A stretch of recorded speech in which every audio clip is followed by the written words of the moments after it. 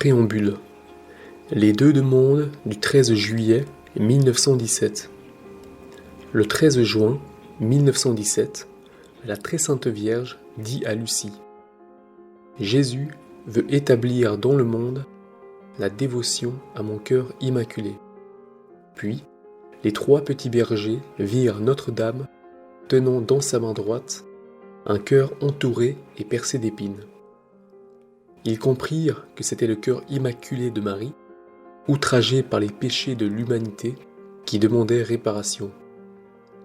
Le 13 juillet, la Reine du Ciel répéta les mêmes paroles, puis les explicita en faisant deux demandes concrètes très précises. Si l'on fait ce que je vais vous dire, beaucoup d'âmes seront sauvées et l'on aura la paix. Je viendrai demander la consécration de la Russie à mon cœur immaculé et la dévotion réparatrice des premiers samedis du mois. De fait, Notre-Dame réalisa parfaitement sa promesse. Elle vint demander expressément la consécration de la Russie à Sœur Lucie à Tuy, en Espagne, le 13 juin 1929.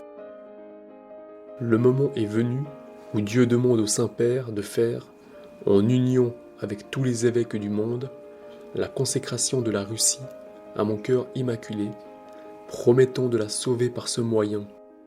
Elles sont si nombreuses, les âmes que la justice de Dieu condamne pour des péchés commis contre moi, que je viens demander réparation. Sacrifie-toi à cette intention et prie. Quant à la dévotion réparatrice des premiers samedis du mois, Notre-Dame vient l'expliquer à Lucie le 10 décembre 1925 à Pontevedra en Espagne, où la voyante était jeune postulante à la vie religieuse chez les sœurs Dorothée. En décembre 1927, sœur Lucie écrivit le compte rendu de cette apparition. Sur ordre de son confesseur, mais par humilité, elle écrivit ce texte à la troisième personne. Le 10 décembre 1925, la Très Sainte Vierge lui apparut et, à côté d'elle, porté par une nuée lumineuse, l'enfant Jésus. La Très Sainte Vierge mit la main sur son épaule et lui montra, en même temps, un cœur entouré d'épines qu'elle tenait dans l'autre main. Au moment même, l'enfant lui dit : « Aie compassion du cœur de ta très sainte mère entourée des épines que les hommes ingrats lui enfoncent à tout moment, sans qu'il n'y ait personne pour faire acte de réparation afin de les en retirer. » Ensuite, la Très Sainte Vierge lui dit : « Vois, ma fille, mon cœur entouré d'épines que les hommes ingrats m'enfoncent à chaque instant par leur blasphème et leur ingratitude.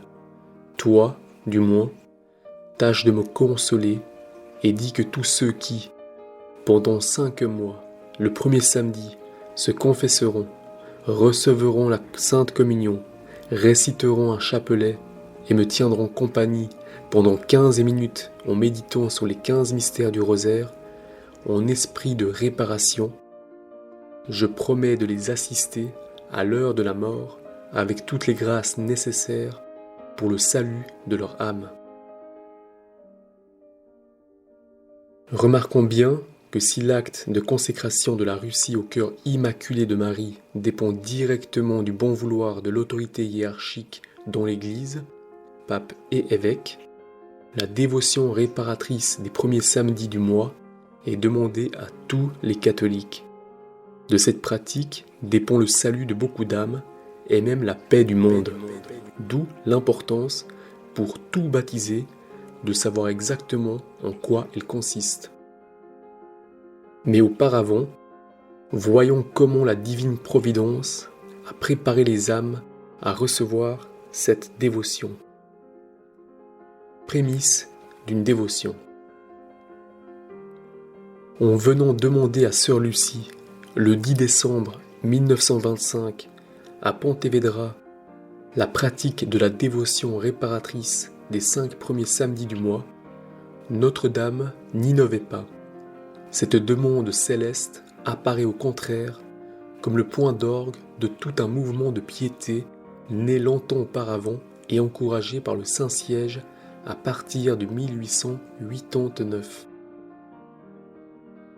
Le samedi, jour consacré spécialement à la Très Sainte Vierge. Cette tradition immémoriale date très certainement des tout premiers siècles de l'Église. La présence des messes de Notre-Dame le samedi, dans le missel romain de Saint Pie V de 1570, montre l'antiquité de cette pratique qui consiste à honorer spécialement la Sainte Mère de Dieu ce jour de la semaine, après avoir consacré la journée du vendredi à commémorer la passion de notre Seigneur et les souffrances de son Sacré-Cœur. C'est en s'appuyant sur cette pieuse tradition que les membres des confréries du Rosaire prirent l'habitude de consacrer spécialement à Notre-Dame 15 samedis consécutifs de chaque année liturgique.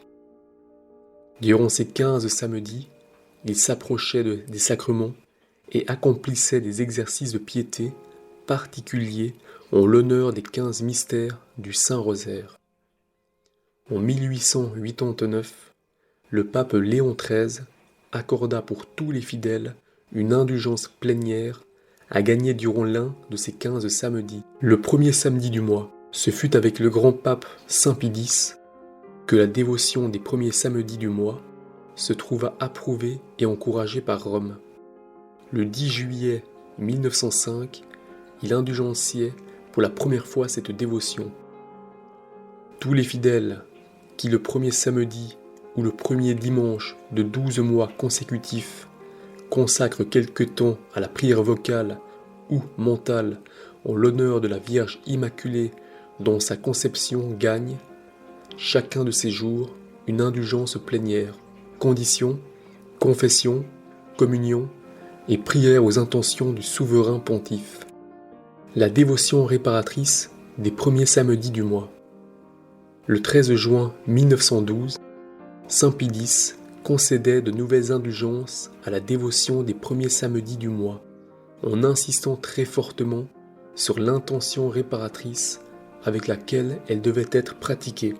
Afin de promouvoir la dévotion des fidèles envers la très glorieuse et immaculée Mère de Dieu, et pour favoriser le pieux désir de réparation des fidèles, devant les blasphèmes exécrables proférés contre le très auguste nom et les célestes prérogatives de cette même bienheureuse Vierge, Pie X, pape par la divine providence, a daigné accorder une indulgence plénière applicable aux âmes des défunts, le premier samedi de chaque mois, pour tous ceux qui, ce jour-là, se confesseraient, communieraient, accompliraient des exercices particuliers de dévotion en l'honneur de la bienheureuse Vierge Marie, en esprit de réparation, comme indiqué ci-dessus, et prieraient aux intentions du souverain pontife.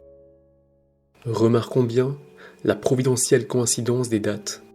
Le 13 juin 1912, c'est 5 ans jour pour jour avant la deuxième apparition de Notre-Dame à Fatima, au cours de laquelle les trois pastoraux furent témoins de la première grande manifestation du cœur immaculé de Marie qu'ils virent, entouré d'épines qui semblaient s'y enfoncer. Nous avons compris, écrira Lucie à ce propos en 1941 dans son 4e mémoire, que c'était le cœur immaculé de Marie qui demandait réparation. Les termes employés par saint Pie X annoncent presque exactement ceux de la demande précise de Notre-Dame à Pontevedra en 1925. Dans les deux cas est soulignée l'extrême importance de l'intention réparatrice, seule capable de détourner et d'apaiser la colère de Dieu. À Fatima et Pontevedra, Notre-Dame n'est donc pas une innovatrice, elle est venue donner la ratification du ciel et une nouvelle impulsion à tout mouvement de piété mariale enraciné dans la plus pure tradition catholique pour nous encourager à y participer tous. L'intention réparatrice, clé de cette dévotion. Répondons d'abord à une objection que l'on entend parfois de la part des personnes peu éclairées dans le domaine de la foi. Ces personnes contestent cette dévotion en affirmant qu'elle s'oppose à la persévérance dans la vie chrétienne. En effet, disent-elles, Il suffirait donc de pratiquer une seule fois dans sa vie la dévotion réparatrice pour être assuré de son salut éternel. Ensuite, les âmes pourraient faire ce qu'elles voudraient, y compris cesser toute pratique religieuse et tomber dans les pires péchés. Elles seraient tout de même sauvées pour l'éternité. Il est facile de refuter cette objection. Une âme qui accomplirait la dévotion réparatrice dans un tel état d'esprit n'obtiendrait pas la grâce de la persévérance finale attachée par Notre-Dame à cette pratique, puisqu'elle ne la ferait ni avec l'intention droite, condition indispensable à tous nos actes de religion et de dévotion pour recevoir les bénédictions et grâces de Dieu, ni dans le souci de réparer et consoler le cœur de Marie. Une telle pratique équivaudrait au contraire à abuser gravement de la miséricorde de Dieu en utilisant la promesse du salut éternel faite par Notre-Dame pour légitimer tous les péchés qui seraient accomplis ensuite. C'est là le péché de présomption de son salut qui est l'un des 7 péchés contre le Saint-Esprit. Réparer pour les pécheurs. Les âmes qui veulent pratiquer la dévotion des premiers samedis du mois, conformément à la volonté du ciel, doivent l'accomplir avec l'intention générale de réparer et de consoler Notre-Dame en se substituant aux pauvres pécheurs qui l'outragent et lançant des blasphèmes contre elle. Il s'agit par charité fraternelle d'implorer le pardon et la miséricorde en faveur des âmes qui blasphèment contre Notre-Dame, parce que, à ces âmes-là, la divine miséricorde ne pardonne pas sans réparation. C'est ce qu'a bien précisé notre Seigneur à Lucie le 29 mai 1930, après lui avoir révélé les 5 espèces d'offenses et de blasphèmes qu'il s'agit de réparer. Voilà, ma fille, le motif pour lequel le cœur immaculé de Marie m'a inspiré de demander cette petite réparation et en considération de celle-ci, d'émouvoir ma miséricorde pour pardonner aux âmes qui ont eu le malheur de l'offenser. Quant à toi, cherche sans cesse, par tes prières et tes sacrifices, à émouvoir ma miséricorde à l'égard de ces pauvres âmes. Cette intention réparatrice, mue par la charité fraternelle, devrait nous donner un très grand zèle pour accomplir la dévotion des premiers samedis, non pas seulement 5 fois dans notre vie pour assurer notre salut personnel, mais chaque premier samedi afin de permettre le salut éternel du plus grand nombre possible de pécheurs. Car c'est bien là l'un des grands objectifs de la dévotion réparatrice envers le cœur immaculé de Marie. Sauver les âmes, beaucoup d'âmes, toutes les âmes. Or, l'ensemble des événements surnaturels de Fatima, Pontevedra et Tui, nous montre très clairement et à plusieurs reprises que les âmes condamnées pour l'éternité sont très nombreuses. Le 13 juillet 1917, les 3 pastoureaux ont la vision de l'enfer qui est loin d'être vide. Notre-Dame nous montra une grande mer de feu, et plongée dans ce feu, les démons et les âmes. Elles flottaient dans cet incendie, soulevées par les flammes qui sortaient d'elles-mêmes avec des nuages de fumée. Elles retombaient de tous côtés, comme les étincelles retombent dans les grands incendies, sans poids ni équilibre, avec des cris et des gémissements de douleur et des désespoirs qui horrifiaient et faisaient trembler de frayeur. Le 19 août 1917, à la fin de l'apparition, Notre-Dame dit aux 3 voyants : « Priez, priez beaucoup et faites des sacrifices pour les pécheurs, car beaucoup d'âmes vont en enfer parce qu'elles n'ont personne qui se sacrifie et prie pour elles. » Le 13 juin 1929, dans l'apparition de Tui, Notre-Dame concluait la théophanie trinitaire dont fut gratifiée Lucie par ces paroles terribles et saisissantes. Elles sont si nombreuses, les âmes que la justice de Dieu condamne pour des péchés commis contre moi, que je viens demander réparation. Sacrifie-toi à cette intention et prie. Sœur Lucie elle-même a toujours affirmé que le nombre d'âmes damnées était très grand. Un jeune homme tentait d'abandonner le séminaire et conclut ainsi sa lettre. Ne soyez pas surpris si je vous parle tant de l'enfer. C'est une vérité qu'il est nécessaire de rappeler beaucoup dans les temps présents parce qu'on l'oublie. C'est en tourbillon que les âmes tombent en enfer. Et quoi? Vous ne trouvez pas bien employer tous les sacrifices qu'il faut faire pour ne pas y aller et pour empêcher que beaucoup d'autres y tombent? Et au père Lombardi, qui en octobre 1953 l'interrogea sur l'enfer, elle répondit: Père, nombreux sont ceux qui se damnent. Père, beaucoup, beaucoup se perdront. Obtenir la conversion d'un pécheur.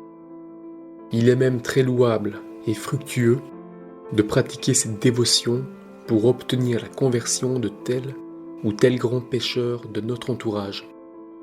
La lettre de Sœur Lucie à l'évêque titulaire de Curzia du 27 mai 1943, déjà citée, nous éclaire très bien sur la puissante efficacité surnaturelle de la dévotion au très saint cœur de Jésus et Marie.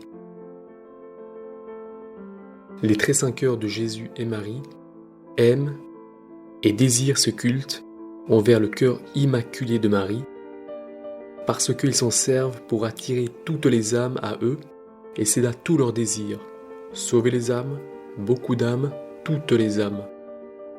Notre Seigneur me disait il y a quelques jours: je désire très ardemment la propagation du culte et de la dévotion au cœur immaculé de Marie, parce que ce cœur est l'aimant qui attire les âmes à moi, le foyer qui irradie sur la terre les rayons de ma lumière et de mon amour, la source intarissable qui fait jaillir sur la terre l'eau vive de ma miséricorde. Mettant toute leur confiance dans le cœur immaculé de Marie, beaucoup de catholiques portugais ont pratiqué la dévotion réparatrice des 5 premiers samedis du mois en faveur d'un proche, grand pécheur et bien éloigné d'une ligne de vie chrétienne. Voici entre autres le beau témoignage d'une dame de Guimarães, nord du Portugal, paru dans le bulletin d'août 2001 de la croisade eucharistique des enfants du Portugal. Cette femme raconte qu'elle avait un frère rapatrié du Mozambique qui était un révolté et un blasphémateur. Il avait abandonné son épouse légitime pour vivre avec une autre femme dont il avait 2 enfants. Pour obtenir du cœur immaculé de Marie sa conversion, sa sœur fit, pour lui et à sa place, la dévotion des 5 premiers samedis du mois. Au début d'août 1981, mon frère allait très mal. Quand on lui demanda s'il voulait voir un prêtre, il proféra des blasphèmes contre les prêtres. Comme la maladie s'aggravait, il fut admis à l'hôpital de Braga. Les autres malades disaient qu'il n'avait pas un moment de repos, ni de jour, ni de nuit, et qu'il ne laissait personne en paix. À la grande stupéfaction de tous, le 18 août 1981, il demanda plusieurs fois un prêtre. 2 prêtres vinrent, qui lui administrèrent les derniers sacrements. À peine était-il parti qu'il pencha la tête sur le côté et mourut immédiatement. Ce fut, sans aucun doute, le cœur immaculé de Marie qui sauva mon pauvre frère, qui avait été si pécheur. Je ne voulais pas le regarder une fois qu'il fut mort, craignant qu'il n'eût le visage aussi déformé qu'il ne l'avait durant sa maladie.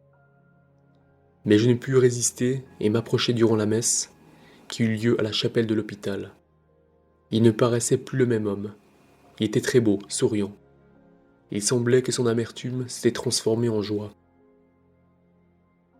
Ce qu'il faut accomplir.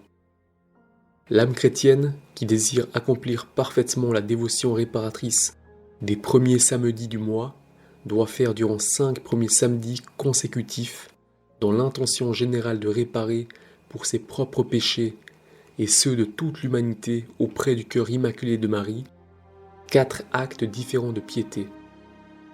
1. La confession, qui peut être anticipée même de plus de 8 jours s'il est impossible ou difficile de se confesser le premier samedi. Le plus important, c'est d'avoir bien l'intention, en se confessant, de faire réparation au cœur immaculé de Marie. Il faut aussi, bien sûr, être en état de grâce le premier samedi du mois afin de faire une bonne et fructueuse communion. L'intention réparatrice doit-elle être explicitement signalée au confesseur? Sœur Lucie n'a jamais mentionné qu'il fallait dire quelque chose au prêtre. Une formulation intérieure, purement mentale, suffit donc. Notre Seigneur a même précisé que ceux qui oublieraient de formuler l'intention réparatrice pourront la formuler à la confession suivante, profitant de la première occasion qu'ils auront pour se confesser. 2. La récitation du chapelet. Notre-Dame à Fatima a beaucoup insisté sur la récitation quotidienne du chapelet. C'est même la seule demande qu'elle répète aux enfants lors de chacune de ses 6 apparitions, du 13 mai au 13 octobre 1917. Ce jour-là, elle révèle d'ailleurs aux Pastoureaux son identité. « Je suis Notre-Dame du Rosaire ». Il n'est donc nullement étonnant de retrouver le chapelet inclus dans la dévotion réparatrice des premiers samedis. De plus, comme il n'existe pas de prière vocale plus mariale que le chapelet, il convient que celui-ci soit intégré à cette dévotion, puisqu'il s'agit de réparer les offenses faites à Notre-Dame et à son cœur immaculé. 3. Les 15 minutes de méditation sur les 15 mystères du rosaire. Il s'agit de tenir compagnie à Notre-Dame pendant 15 minutes, en méditant sur les 15 mystères du rosaire en esprit de réparation. Cela ne veut pas dire que l'on doit méditer chaque premier samedi sur les 15 mystères dans leur totalité en passant 1 minute par mystère. Au contraire, chaque âme est libre d'organiser son quart d'heure de méditation comme elle l'entend, pourvu que l'objet de la méditation soit les mystères du rosaire. Certaines âmes préféreront donc méditer le même mystère pendant plusieurs premiers samedis, d'autres un mystère différent chaque premier samedi, d'autres encore 3 mystères chaque premier samedi, 5 minutes par mystère, etc. Les âmes étant différentes les unes des autres, il est normal qu'elles aient des goûts et des besoins spirituels différents. C'est pourquoi l'Église a toujours eu le grand souci de laisser aux fidèles une grande latitude pour organiser leur vie spirituelle. 4. La communion, qui est l'acte essentiel de la dévotion réparatrice. Pour en comprendre toute la portée, il convient de la mettre en parallèle avec la communion des 9 premiers vendredis du mois demandés par le Sacré-Cœur à Paray-le-Monial et avec la communion miraculeuse des 3 Pastoureaux de Fatima à l'automne 1916. L'ange gardien du Portugal donna alors à cette communion un esprit éminemment réparateur en répétant 6 fois aux enfants, 3 fois avant la communion et 3 fois après, les paroles de ce que l'on appelle la deuxième prière de l'ange. Très sainte Trinité, Père, Fils et Saint-Esprit, je vous adore profondément et je vous offre les très précieux corps, sang, âme et divinité de Jésus-Christ, présents dans tous les tabernacles de la terre, en réparation des outrages, sacrilèges et indifférences dont il est lui-même offensé, et par les mérites infinis de son très saint cœur et du cœur immaculé de Marie, je vous demande la conversion des pauvres pécheurs. Dans le contexte de la crise actuelle de l'Église, il est sûr que cette intention réparatrice prend une nouvelle dimension. De combien d'irrévérences, de sacrilèges la réforme liturgique de Paul VI est-elle la cause? Par la communion non seulement donnée dans la main, mais aussi distribuée à tous les assistants, sont plus jamais rappelés la nécessité de l'état de grâce, par la suppression des marques d'adoration envers le Saint-Sacrement, etc. Aujourd'hui, la communion des premiers samedis doit aussi être faite pour réparer toutes ces profanations. Une dernière remarque bien importante. La pratique de la dévotion réparatrice dans son ensemble sera acceptée le dimanche qui suit le premier samedi quand mes prêtres, pour des justes motifs, le permettront aux âmes. C'est donc à ces prêtres, et non à la conscience individuelle de chacun, que Jésus confie le soin d'accorder cette facilité supplémentaire si miséricordieuse.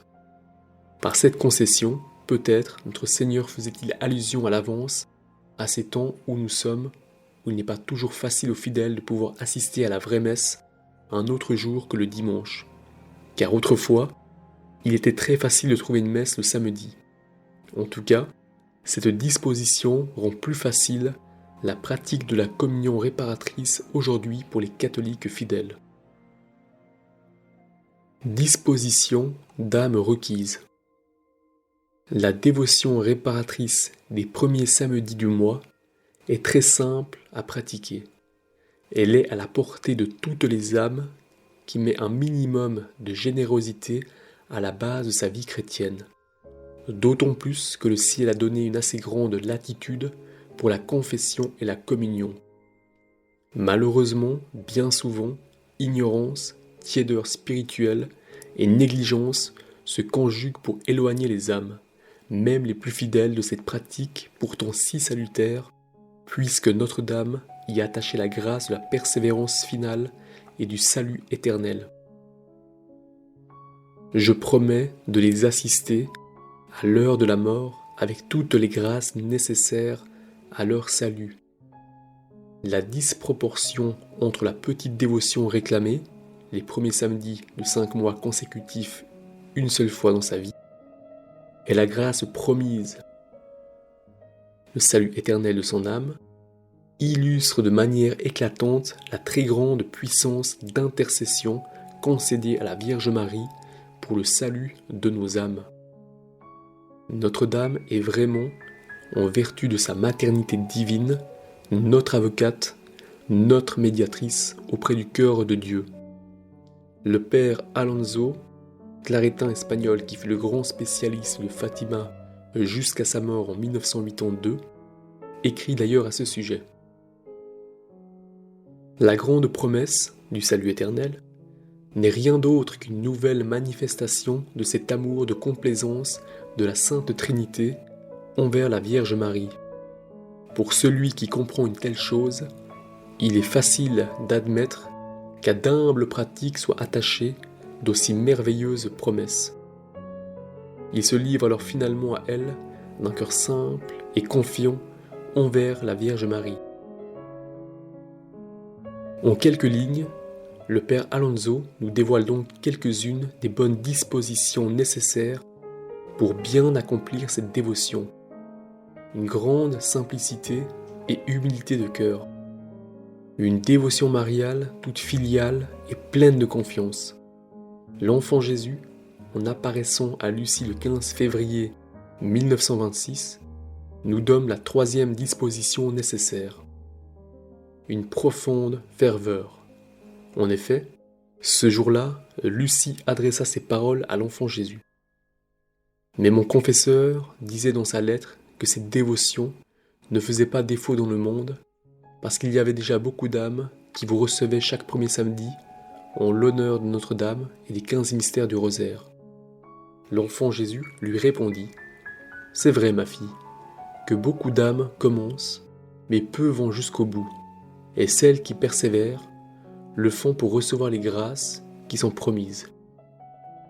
Les âmes qui font les 5 premiers samedis avec ferveur et dont le but de faire réparation au cœur de ta Mère du Ciel me plaisent davantage que celles qui en font 15 tièdes et indifférentes. »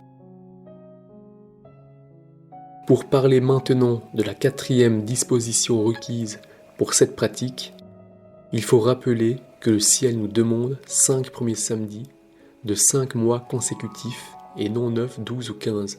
Pourquoi ce nombre ? Lucie posa la question à notre Seigneur durant une heure sainte, le 29 mai 1930 à Tuy, et voici ce qui lui fut répondu. Ma fille, le motif en est simple. Il y a 5 espèces d'offenses et de blasphèmes proférés contre le cœur immaculé de Marie. 1. Les blasphèmes contre l'Immaculée Conception. 2. Les blasphèmes contre sa virginité. 3. Les blasphèmes contre sa maternité divine en refusant en même temps de la reconnaître mère des hommes. 4. les blasphèmes de ceux qui cherchent publiquement à mettre dans le cœur des enfants l'indifférence ou le mépris, ou même la haine à l'égard de cette mère immaculée. 5. Les offenses de ceux qui l'outragent directement dans ces saintes images. Voilà ma fille, le motif pour lequel le cœur immaculé de Marie m'a inspiré de demander cette petite réparation. Comment ne pas avoir non plus en pensée aujourd'hui les atteintes à la dignité, aux privilèges, aux honneurs dus à la Vierge Marie, perpétrés par les hommes d'Église eux-mêmes. On se rappelle ce qui s'est passé au Concile Vatican II, où, loin de définir la médiation universelle et la co-rédemption de Notre-Dame comme le demandaient plusieurs, les pères progressistes ont réussi à faire rejeter le schéma sur la Vierge Marie pour le mettre en simple annexe ou schéma sur l'Église, et ceci pour plaire aux protestants. Triste concile où pas même un seul texte ne cite le chapelet comme dévotion à encourager auprès des fidèles.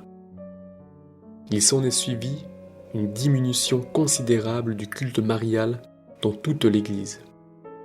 L'impiété de la nouvelle religion envers Notre-Dame est certainement à inclure dans l'intention réparatrice de ceux qui pratiquent la dévotion des premiers samedis. Notons encore que les 3 premières sortes de blasphèmes qu'il s'agit de réparer vont contre 3 dogmes de foi définis. L'on peut donc ajouter une 4e disposition aux 3 déjà énoncées. Il convient de faire cette dévotion réparatrice avec un esprit de foi et pour demander à Notre-Dame la grâce insigne de conserver la vraie foi catholique dans nos âmes jusqu'à l'heure de notre mort, au milieu de l'apostasie générale du monde qui nous entoure, tout entier pétri d'utopies malsaines, de révolte et d'impiété.